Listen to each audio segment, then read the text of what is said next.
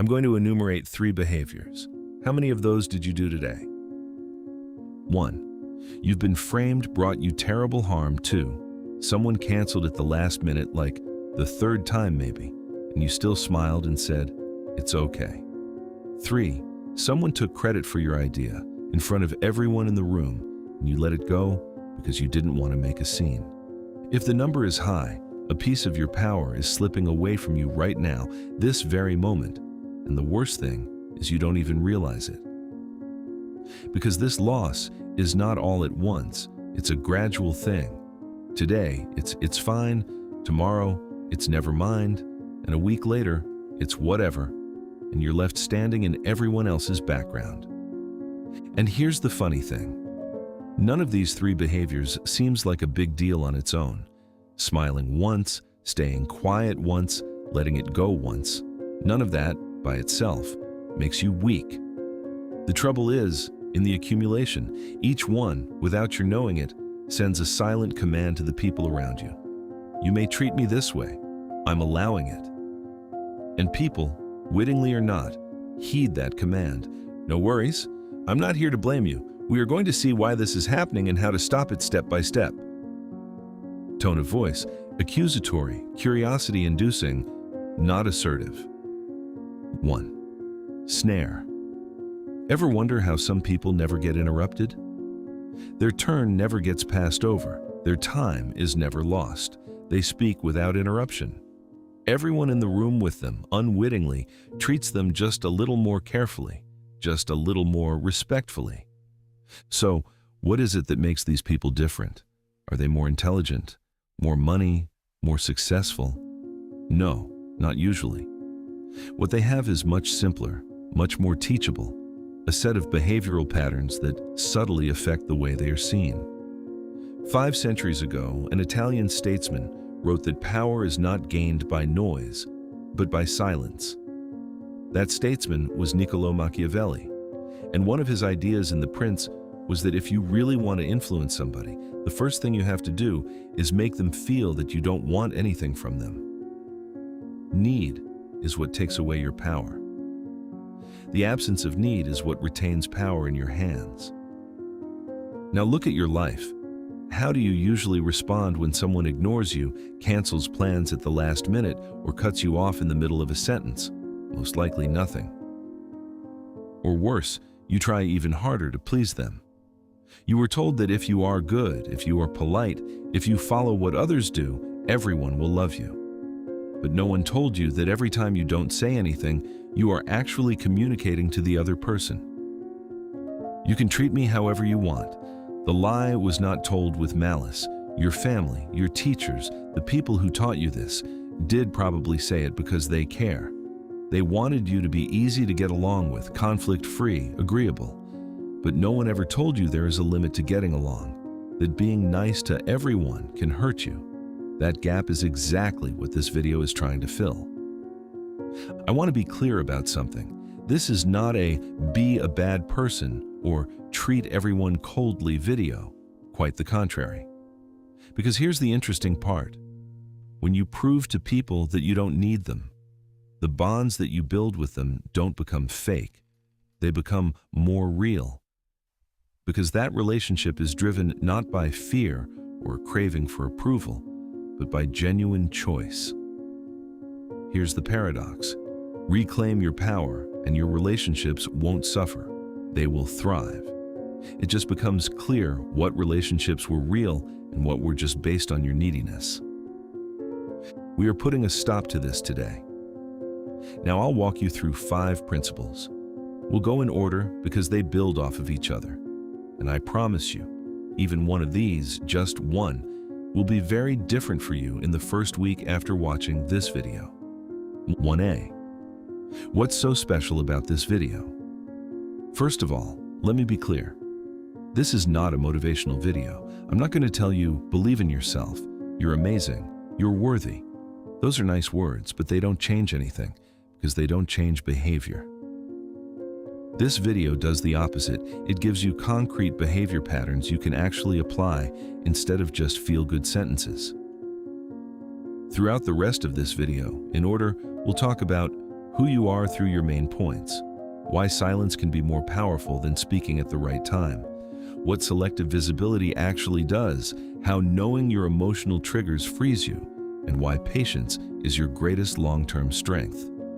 These 5 things are not listed in random order, but are each added like a small brick on top of the previous one. So I'd recommend watching all the way through.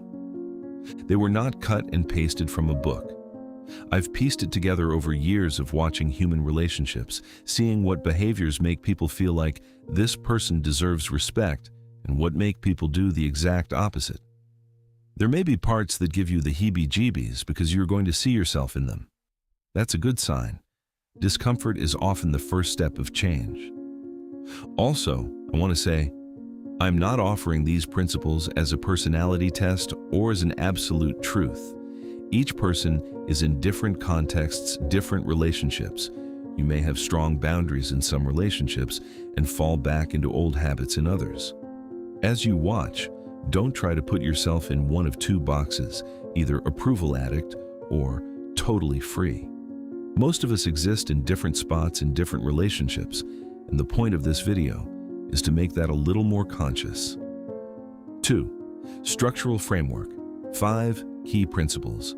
Principle 1, protect your attention. The most valuable currency you own is your attention. Where you spend it directly determines who you are and how much value you're given in each relationship, and most of us give it away, unquestioningly, to anyone who asks at any time, for free. We were told that the only way to be a good person, a reliable person, was to reply to every message immediately, to run to any request as soon as possible, to pick up the phone on the first ring. The truth is the other way around. The freer and easier something is, the less value is placed on it by the human mind. This is true in economics, and it's true in relationships. Scarcity creates value, and abundance destroys it. If you are always there, no questions asked, under any condition, people eventually stop noticing you, stop seeing you as a resource. You're already there. You're not something to be earned. You're a given. The mechanism behind this is really quite easy. The human brain attaches more value to things that cost effort. When you have to put some work in to build a friendship, a relationship, a collaboration, your brain slaps a "this is valuable" label on it. But that label doesn't stick to something that requires no effort, something that always lays there ready. The very mechanism of guarding your attention is working to your advantage. Let's get concrete with an example. If the same restaurant always has empty tables waiting for you, you think of it as, "I'll go whenever I feel like it." But if there's a line outside every night, if you need a reservation, your view of it changes completely. It suddenly becomes a valuable experience. Same food, same place. The only difference is the ease of getting there. People are no different. The more available you are, the more you become always there, no line needed in their minds. Scenario 1. Someone leaves a snide, biting comment on your social media post. Your first instinct is to grab your keyboard, to defend yourself, to put the person in their place. But wait a second and ask yourself, was this comment really made to get your attention? Yes, most of the time. You do not have to respond. Silence is a response that speaks just as loudly, and sometimes more loudly. Scenario 2. You have a coworker who marks everything urgent. Look now. Every time you drop what you're doing and run to them because you want to be helpful. And then, a few months later, you realize that everyone knows you as the person who's always reachable, who runs to every emergency. But no one gives the same respect to your actual work, your own priorities, because you never gave that respect to your own time even. But let's not get the wrong idea here, because this principle is very easy to distort. Protecting your attention doesn't mean ignoring real feedback, someone who really needs your help or honest criticism. Here's the distinction we need to make. Don't confuse boundary setting with indifference. The goal is not to build a wall. The goal is that you decide which door opens and when. But how do you know the difference? One simple way to know is to ask yourself, is this request growing me or is it just draining me? A real friend asking you for help grows you because it is part of a mutual relationship. But the same person, over and over again, constantly in the same way, sucking up your time and never giving anything back, slowly hollows you out. Usually, the difference is hidden in the weight you feel in the first few seconds. Scenario 3. Someone in your family chat keeps calling you to something, inviting you, sometimes even guilt-tripping you with, "Why don't you ever come?" Every time, you feel guilty and rush over. But when you step back and begin to distinguish the invitations that really feel good to you from the ones that you're just accepting out of guilt, the dynamic within the family begins to change slowly too. Because your presence there is no longer automatic, it's a choice. Give this a try today. Wait 10 seconds before you respond to a notification or message, only 10 seconds. Then decide, do you really need to reply? Or are you just replying to avoid looking bad? This little gap makes you a totally different person over time. Drop a comment saying, "My power is mine." Principle 2. Silence is a weapon of strategy. Silence is usually interpreted for weakness, even defeat. They think that if I don't say anything, I lose. So they always want to have the last word in every argument, in every provocation. Silence, used at the right time and in the right way, is one of the most strategic tools available to you, not a weakness. To understand why it works, think of this. Each instant reply you give is in fact a confirmation. And if you automatically react with anger when someone provokes you, you are unconsciously telling them, "You got to me, you set me in motion, I gave you the control." But when you stay silent, when you stay calm, the other side cannot know what you are thinking, what you are feeling. And this uncertainty naturally places you in the driver's seat. Those they can't predict are treated with more care, more respect. And think of it this way too.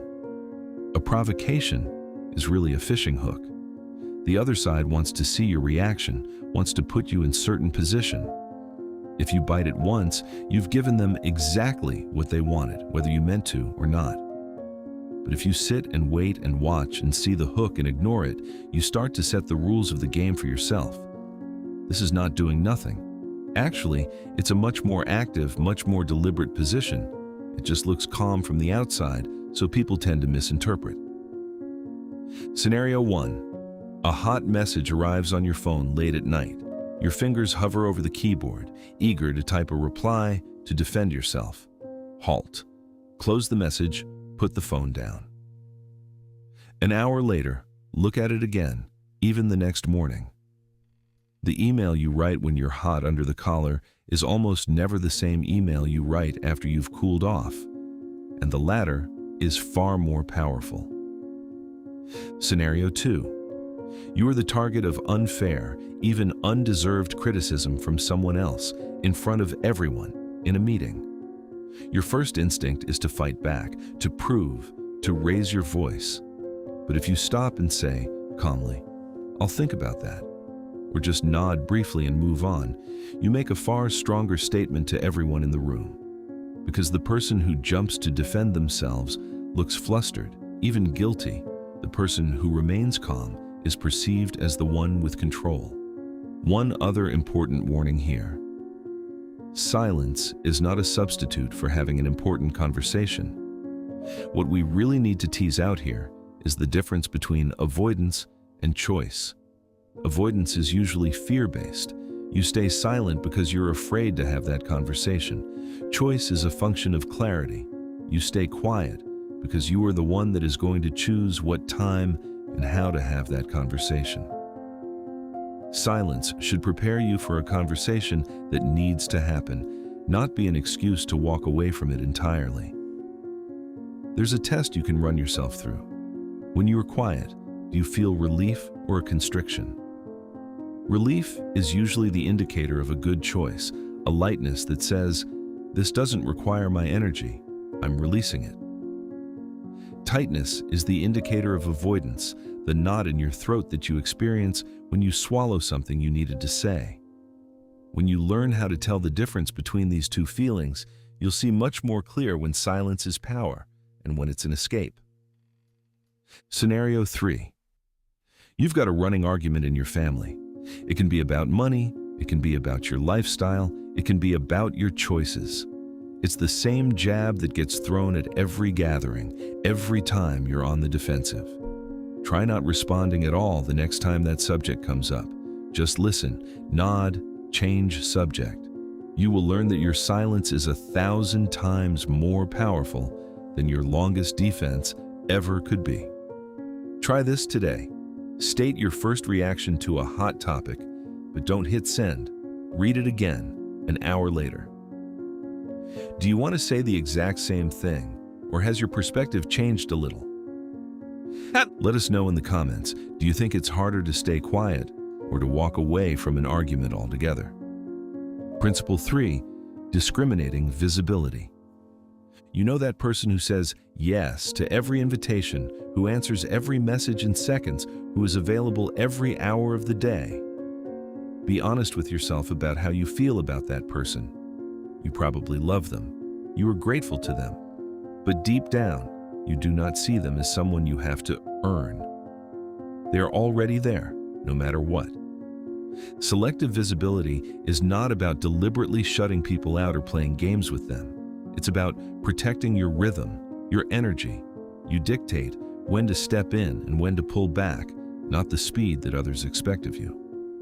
The mechanism behind this is a more personal version of the scarcity principle. Anything that's available at all times unconditionally becomes less valuable.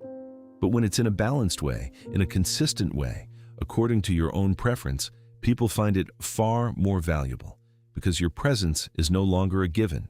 It becomes something chosen. An important subtlety is this: selective visibility is not to be confused with inconsistency. The goal is not to be occasionally absent, occasionally hyper-attentive. The idea is to be fully present where you actually care and not force yourself to be somewhere else. An inconsistent person breeds insecurity. A selective person breeds respect. It's a fine line, but it's something you need to remember when you watch this. Scenario 1. You're in a relationship with this unspoken pressure that's felt, but never said. I have to be reachable all the time. You answer every message within seconds because you think that if you don't, you'll be labeled uninterested or a bad person. But in reality, being instantly available all the time makes you less special in that relationship, not more visible. You are there already. You have nothing to win. Scenario 2. You have a habit of accepting every invitation in your social circle, no questions asked. You go when you're tired, when you don't want to, because saying no feels awkward, even selfish. Eventually, you realize that since you are always there, no one sees your presence as anything unusual anymore. You've just become the one who always shows up. But beware of a misunderstanding here as well. This isn't about trying to manipulate people by deliberately making yourself unobtainable or mysterious. You're not trying to send people a "chase me" message either. That would be yet another mask for the same old craving for approval. The real goal is to achieve a real balance of priorities, to be able to say yes to what you really want and to say no sincerely to what you don't. A simple question to ask yourself to tell the difference is, if I turn down this invitation, do I really feel relieved, or am I turning it down just to play a strategy? If the answer is strategy, you're probably on the wrong track, because then you're still acting based on how others will perceive you, just from the reverse side. Real selective visibility is not about how it looks on the outside. It is about how you feel on the inside. Scenario 3. You're the person at work who says, "Yes, I'll do it," to every new project that comes by. Initially, this feels good. It makes you feel indispensable. But after a while, you realize no one asks your opinion anymore. They just dump workload on you. Because the person who says yes to everything and the person whose opinion matters are not the same. And as you start to intentionally say no to some projects, the quality of the work you're offered begins to increase as well. This week, try to accept or decline an invitation based on whether you really want to, not because saying no feels difficult. See the difference. Feel the ease that you feel inside making that decision. How much silent power did you exert today on a scale of 1 to 10? Share your thoughts below. Retention Bridge plus mid-video recap. So far, we have learned 3 important things. Your attention is a currency, and the more of it you give away, the more you'll be valued in other people's eyes. Silence, at the right time, can be a far more potent message than any reply. Saying an unconditional yes to everything does not make you more lovable. In contrast, it makes you invisible. But now we come to the most important part. For even if you do know the 3 principles above, if you can't get a grip on your own emotional reactions, you're going to drop all of it at the first provocation and fall right back into old habits. You can guard your attention, be silent, be selective, but the moment someone hits exactly the right nerve, all that discipline can evaporate in an instant. That is why the last 2 principles are really the hidden skeleton that props up the first 3. So now, we're going to go to the foundation of all this, into you. Principle 4, know your emotional triggers. So why does it hurt so much sometimes for days when someone calls you lazy? Why do you get defensive? Why does something inside you snap when someone gets you wrong? And the answer is really quite simple. That word is touching a fear, a tender spot already inside you. Without that fear, the word would mean nothing to you. It would just fall flat. Knowing your triggers does not mean you need to take everything that triggers you out of your life or become someone who is unaffected by anything, like stone. The meaning is much more subtle. To consciously decide how to react. The difference may seem small, but it makes a completely different life. And here's how it works. There is actually a little space between a feeling and the response you make to that feeling. Most of us don't notice this gap because by the time the feeling arrives, the reaction arrives with it automatically, as if the two were one thing. But once you learn to see that gap, you get the opportunity to pause there and ask, what do I want to do right now? That's exactly where the real power lives, in that gap. Your triggers are normally not random. They follow a certain pattern. For some, that pattern is, I'm not good enough. For others, I'm losing control. For others, I don't matter. When you begin to see your own pattern, something interesting happens. The person or event that triggers you is no longer a surprise. You can almost anticipate it. Okay, when this subject gets brought up, this emotion is going to get brought up in me. And when you can anticipate something, you meet it prepared, not like a surprise punch, but like a predictable wave. Scenario 1. Lazy. Someone calls you lazy, perhaps unfairly. You feel the anger growing inside you, a defensive reflex, and you want to prove yourself. You want to list off everything you've done. But hold on, be honest. Is this really anger from that one sentence that the person said, or is it being fed by a fear that's already inside you? I'm not working hard enough. I'm not worth enough. Once you find the source, your response begins to change automatically. Scenario 2. You have a friend who is always in crisis mode, always asking you for support, but is never there when you need them. You're always there for them because you want to be a good friend, but they're not there for you the same way. This is where a boundary needs to be set, not to punish them, not to get revenge, but to protect your energy, your well-being. One more warning, because this is a principle that's very easy to misread. Knowing your triggers is not the same thing as trying to not feel your emotions, to suppress them. The goal is not to dismiss feeling, but to identify and label that feeling before acting on it. You get the feeling. You notice it first. Then you decide what to do, not the sensation. The most important thing most people miss is the difference between suppression and observation. Suppression says, "I shouldn't be feeling this," and buries the emotion inside. It doesn't go away, it just comes back later, usually in a more destructive way. Observation is, "I'm feeling this, I see it, and now I get to decide what happens next." The first one makes you more fragile over time. The second one makes you more resilient over time. The second is what we're promoting here in this video. Scenario 3. Your partner or close friend appears to be distracted during a conversation, looking at their phone. Immediately, you feel a kind of "I don't matter" inside you, and you want to speak up, respond. But when you take a moment and realize how much that reaction is actually based on a childhood fear of "I'm not seen, I'm not heard," you can communicate your need to the other person much more clearly, much less accusatorily. Saying, "It bothers me when you check your phone when we're talking," is much more effective than yelling. Try this today. Catch a triggering moment, even a small one. Before you react, say to yourself silently what you are feeling at that moment. "I am angry right now. I am hurt right now. I feel belittled right now." Just naming it slows down your reaction considerably and brings more clarity to it. What bothers you the most? Being misunderstood, being ignored, or being disrespected? Leave it in the comments. Principle 5. Win through patience. Very good chess players seldom attack at once. They wait for their opponent to make a mistake of their own, to panic into a hasty move. Because the side that rushes onto the board is usually the side that loses in the long run. Surprisingly, the same logic even applies to everyday relationships. Your first instinct is to respond immediately.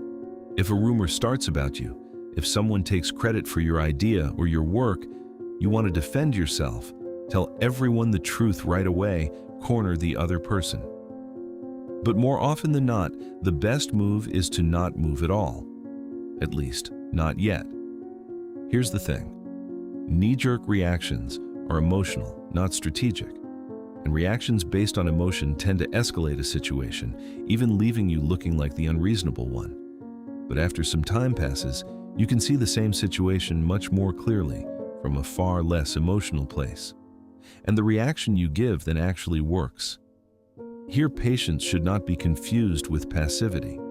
To be patient is not to do nothing, it is to wait for the right time, the right ground. Here's the distinction. A passive person waits because they feel hopeless, thinking nothing is going to change anyway. A patient person waits as a strategy, knowing not now, but the right moment will come. From the outside, they can look the same, quiet, immobile. But inside, something entirely different is going on. One is surrender, the other is control. Scenario 1. There is a false rumor going around about you. You're burning inside, wanting to tell everyone the truth right now, expose who started it. But hold on a day, maybe a few days. Most rumors burn themselves out, weighed down by their own inconsistency. And the second you react to it in anger, immediately, you are actually giving it more life, more credibility. Scenario 2. Somebody steals your idea or work and passes it off as their own in front of everyone. Your first instinct is to leap in and shout, "That was my idea." But keep your cool, watch, wait for the right moment, the right context.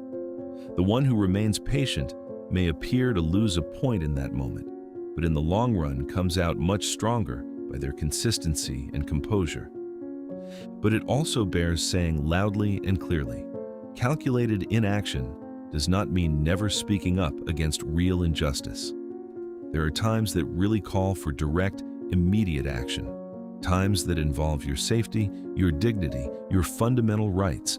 Patience is a strategy, not a way out. The most important part of this principle is to distinguish between the two. Here's a simple question you can ask yourself. If I wait, does the situation get worse or does it become clearer? Waiting is the wrong answer. If waiting means letting someone keep hurting you, you have to step in right then and there, clearly and immediately. But if waiting simply allows your own emotions to calm down, allows the situation to become clearer, then patience is your best friend. When you learn to make this distinction, patience is no longer a weakness, but a choice. Scenario 3. You've been working toward a certain opportunity for a long time, and it is not coming to fruition as fast as you would like. Everyone else is going faster than you, and you feel like you're lagging.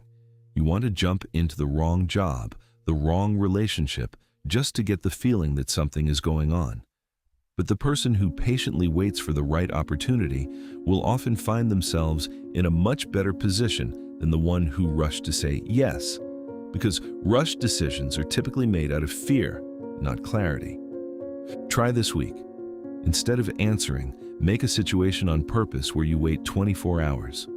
When those 24 hours are up, see how your perspective, your feelings have changed. 3. Closure. Extended recap. Now let's bring it all together, because these 5 principles aren't really separate from each other. They form a chain that feeds into itself. When you guard your attention, you become more valuable, less of a given in the eyes of other people. That sense of value helps you use silence at the right time without fear. Silence automatically improves your selective visibility, because now you're not running every place, you're only showing up where you really want to be. Selective visibility means you can see your emotional triggers from a much clearer and much less defensive position. And when you add patience to that equation, you stop being someone who reacts instantly to every stimulus and start being someone who deliberately chooses his own time, his own response. It's kind of like a building. Attention is the foundation, silence is the walls built on it, selective visibility is the windows. You decide when and to whom they open. Recognizing your emotional triggers is the frame that allows a building to withstand a storm. And patience is the roof, the long-term protection that holds everything together. Take one away and the building will stand, but it will shake at the first hard wind. With all 5 together, you cannot be easily shaken by anything from the outside. Visual suggestion. Quick flashback montage for each principle, the 5 headings appearing on screen in sequence. I want to add too. Learning these 5 principles does not mean you will become a different person overnight. You are breaking a pattern that has been built on years of habits, years of fears repeated. Some days you will fall back. You will answer right away again. You will accept every invitation again. That's fine. What matters is that it's starting to notice it's not doing this perfectly. Every time you notice is a win already, because you're not on autopilot anymore. A concrete first step. These are not tactics, they are habits. And habits are only made by repetition, over time, not overnight. So don't try to do all 5 today. You'll burn out and probably won't do any of them right. Take one step today instead. Wait 10 seconds before replying to a notification, a message, that's all. That tiny. But every great change begins right here, with a pause this small. Just stick with this one step for a week. Week 2, add one more to the list, perhaps using silence strategically. 3rd week, another. If you keep doing this, at the end of the month, you'll look back and realize you've changed. You're not the same person anymore. But the change will be so slow and natural that the people around you will start to ask, what changed? And you won't even have a clear answer to give them. The change will not be one big moment, but the sum of small choices, one after another. Last CTA. If this video opened your eyes to something, hit like. It helps this content to get to more people. If you know someone who needs to hear this, someone who is always running around, saying yes to every request, share this video with them. Maybe these few minutes are exactly what they need. And if you want more real, non-fake personal power content, subscribe to the channel, smash the notification bell, because this type of transformation does not finish with a single video, it is reinforced through regular reminders. In the next video, we're going to go into the hardest application of these 5 principles, what boundary setting actually looks like in your closest relationships, with family, with longtime friends, in a romantic relationship. Step by step. It's easy to set a boundary with a stranger. The real test is to say no with the same clarity to the people that profess to love you the most. Now leave this last affirmation in the comments. My power is mine. And remember, in a world where everyone wants to be liked by everyone, where everyone says yes to everyone, the one who can control his own silence, his own timing, has all the cards. Not that it is about excluding people, being cold or arrogant. Conversely, it means knowing your value and respecting your time. And when you do things from that awareness, weirdly enough, the people around you begin to appreciate you more too. Because you are the first person to learn to love yourself. Be that one.